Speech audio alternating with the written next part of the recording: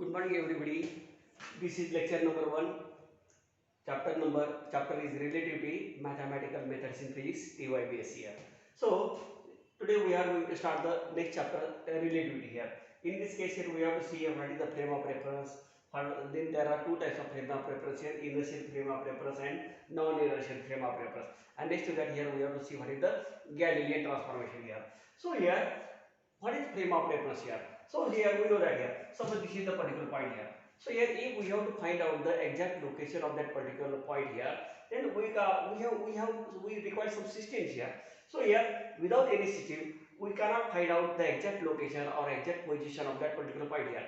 Suppose here, if we draw, so this is the particular point P here. It is situated in the space here.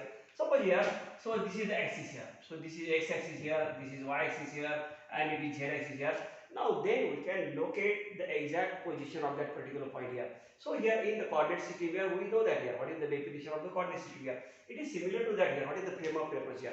The frame of reference is a system in which the position of particle or location of the particle is defined by 2D or 3D, two-dimensional or three-dimensional coordinates here.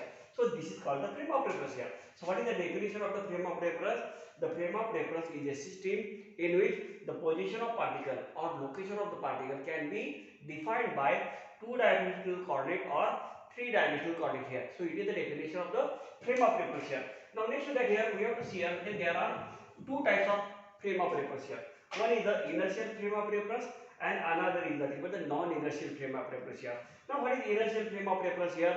Inertial frame of reference in which the frame of reference in which the laws of inertia holds good here. It is called the inertial frame of reference, and completely opposite to that here, non-inertial frame of reference is a reference frame in which the laws of inertia does not seems to hold good here. So this is nothing but the definition of the non-inertial frame of reference. Thus we know that here what is the frame of reference, then what is the inertial frame of reference, and what is the non-inertial frame of reference here. Now next to that here we have to see here what is the Galilean transformation here. So these are the transformation equations here.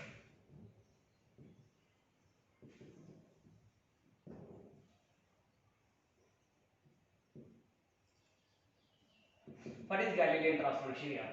Now here Galilean transformation, these are the equations here. So here we have to see here what is the Galilean transformation here. So we know that here, suppose here this is the frame of reference. It is x-axis, it is y-axis here, and it is your z-axis here. So these are the frame of reference here. Now this is the particular point P here. Now in the frame of, so this is the frame of reference S here. Now O is the origin here. So O is the origin means here O is the observer which is situated at the origin of the frame of reference S here. The coordinates of point P in S frame of reference is x, y, z here. So this is one frame of reference here. So here in the another color we have to draw this frame. This is another frame of reference here. So this frame of reference is S dash here. S dash is another frame of reference here. So here it is your x dash, it is your y dash, and it is your z dash. These are the coordinates here. And O dash is the observer which is situated at the origin of the frame of reference S dash here. Now in this case here, the coordinates of point P are x dash, y dash, and z dash here. So these are the two frame of reference here. Now what is the difference between them here?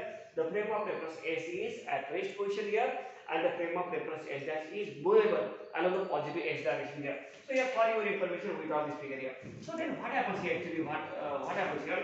And now here we have to see here at time t is equal to 0 here. What happens here? We know here S is the stationary frame and S dash is the movable here. Now S is the stationary frame of reference here and S dash is the movable frame of reference here.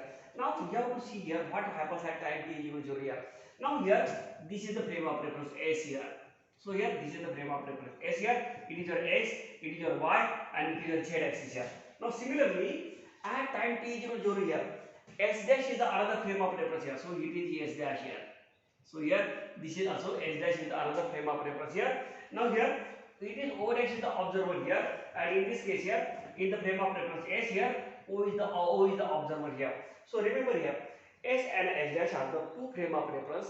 At time t is equal to 0 here, both are overlap on each other here, At time t is equal to 0, both S is the frame of reference which is stationary here, and S dash is the stationary frame of reference which is movable along the positive H direction here. But at time t is equal to 0, O and O dash are the observer which are at the origin of the frame of reference S and H dash.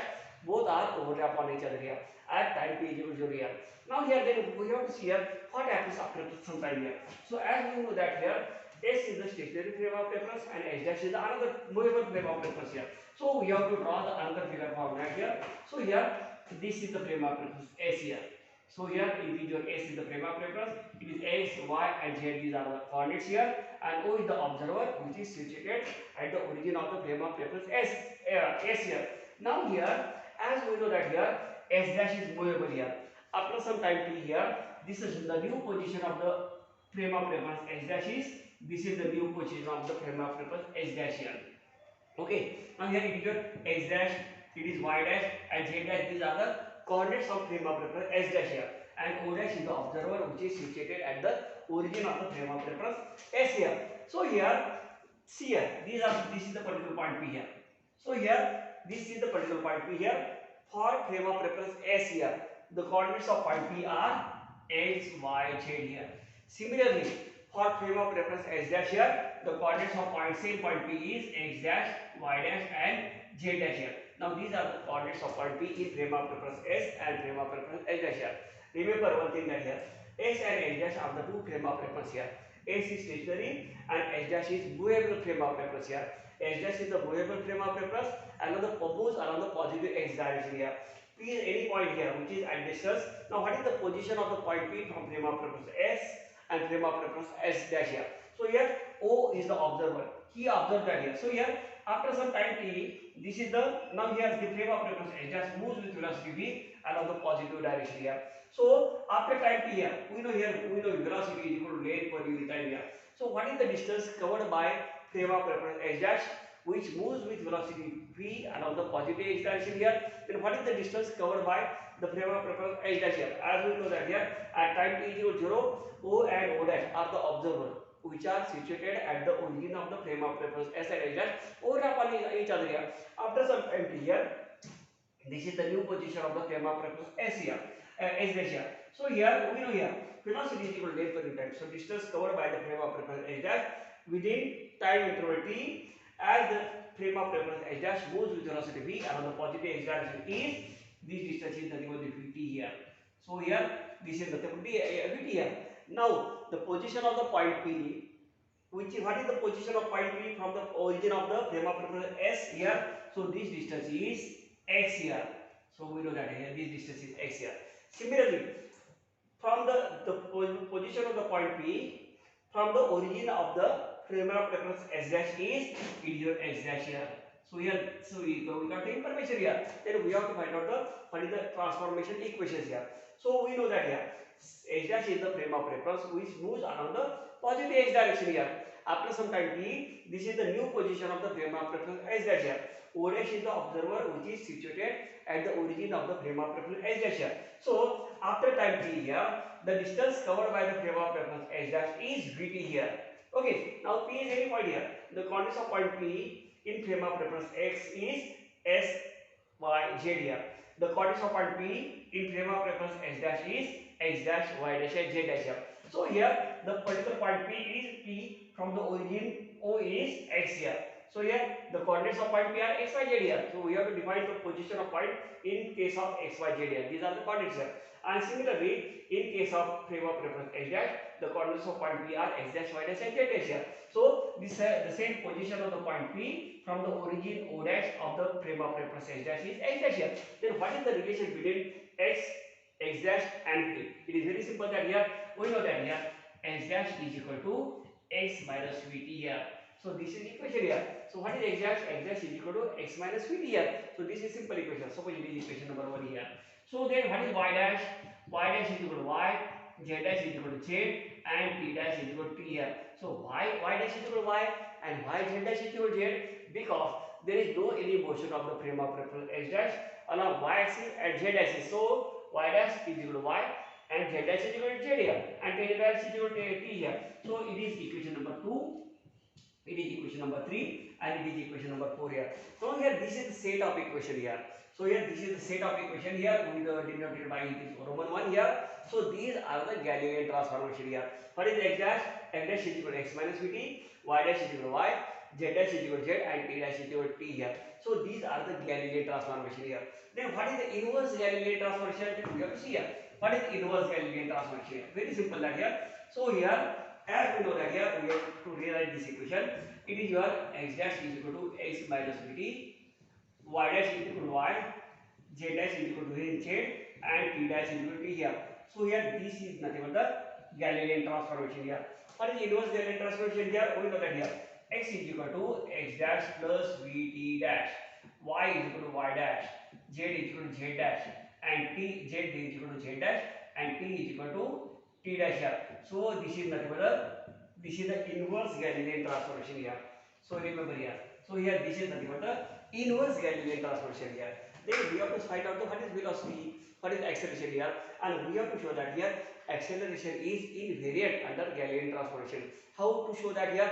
So here this is equation number 1 here. Suppose you differentiate this equation 1. So this is number 1 here. So it is 1. It is equation number 2. It is equation number 3, and it is equation number 4 here. So differentiate 1, 2, 3 with respect to t here. Then what happens here?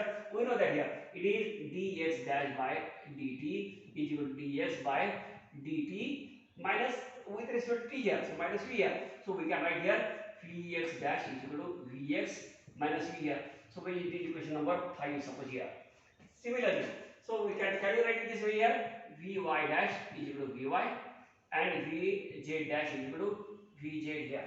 So here this is equation number 6. It is equation number suppose 5, 6, and it is equation number 7 here. So here this is nothing but the velocity here. So then we have to find out here what is the acceleration here. So we know that here again differentiate with respect to t here. Then what happens here? That we can write here ax dash is equal to ax, ay dash is equal to ay, and az dash is equal to az here. So here, so if we differentiate this equation with respect to here, we get here ax dash is equal to ax, ay dash is equal to ay, and az dash is equal to az here. And from that equation we draw a conclusion that here a dash is equal to a here. So from these equations here we prove that here acceleration is invariant under the Galilean transformation here. So here this is all about the relativity. This is the Galilean transformation here. So these are the Galilean transformation. These are the inverse Galilean transformation here. And we proved that here acceleration is invariant under Galilean transformation here. In the next chapter here, in the next lecture here, we see the another articles from the chapter relativity here. So have a good day. Bye.